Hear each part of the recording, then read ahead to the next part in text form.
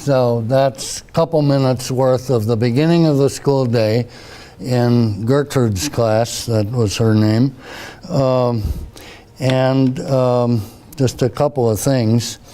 How many people are wondering whether she's really interested in what she's doing or not? Have you wondered about that? Right. I showed this at the National Institute of Education in 1978 when Sylvia Scribner, or 79, when Sylvia Scribner was the program officer for a whole set of studies of cultural differences in teaching style. And I was asked to come and give a talk, and I played this clip, and I stopped like this, and I said, "What do you notice? What does it look and sound like to you?" Which I've done forever. There was a pause, and the man at the very back of the room, there were about 30 people there, he said, "Well, it's obvious this woman is clinically depressed." And I said, "Oh, well, that's interesting. What was it, in the way it looked and sounded like that gives you that impression?" And he said, "Well, the way she walks, she has these sighs that she gives, and she's clearly, I said, "Okay, and what do you do here?" And he said, "Well, I'm a clinical psychologist. I'm on leave from such and such university here for the year to help advise people on this." I then went on to say some things about behaviorally why he might have gotten that impression and why you may have. One of the things about the way she moves and talks is that she doesn't use much pitch variation in her voice, okay? And this is also culturally customary in the community. This is where you need to have participant observation to go with video footage, or you could do all kinds of crazy inferences without additional sources of information. In this community, and very widely across North America, there's a pattern in Native American everyday interaction of not varying pitch as you talk the way white people do. And they make fun of white people doing what we do behind our backs. And as you get to know people, and in fact, if there's pitch variation in this community, it was associated with people being so angry and upset, and maybe also drunk, that you're just at the very last thing before you lose it, and a fight would start, or people would really holler at each other and say terrible things to each other. It's the precursor to losing it emotionally entirely.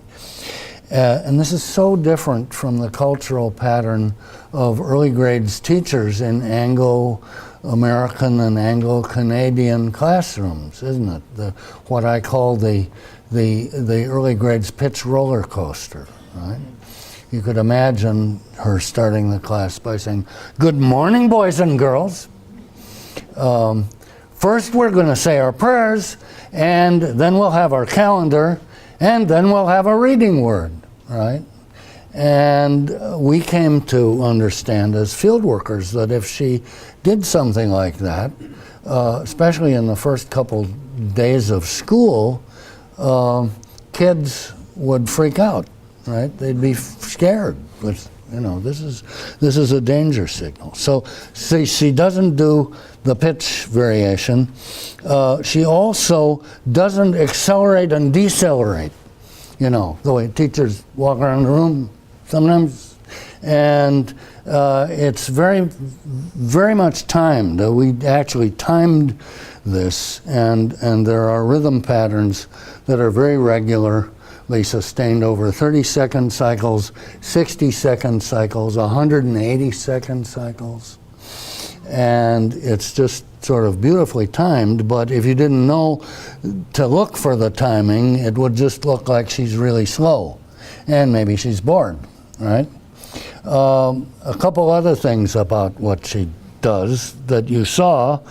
You didn't see her call on a named individual child for a content question. She asks about the calendar, she asks about the word on the board, hockey, and it's addressed, always the content questions addressed to the whole group. Never a named individual. And also you didn't see any directives addressed to a named individual child in the whole group, only up close. She says, when she's over here by the table, she says to the little kid with the attendance sheet, take this to the office. That's a directive.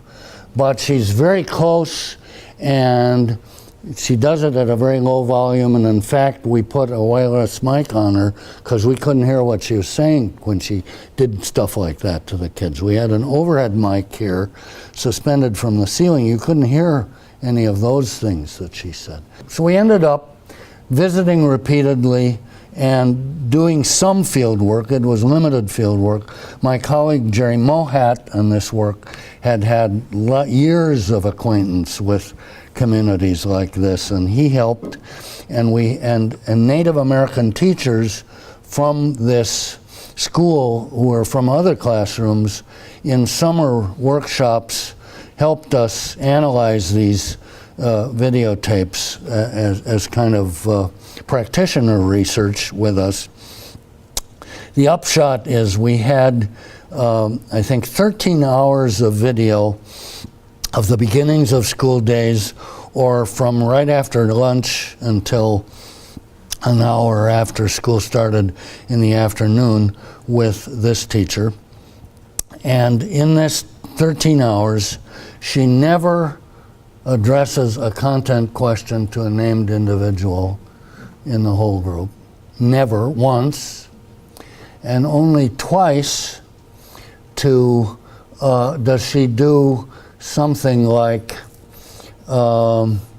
Jimmy put the pencil down, a directive to an individual kid. And it was this little boy that she gave what our Native American research assistants said was the look.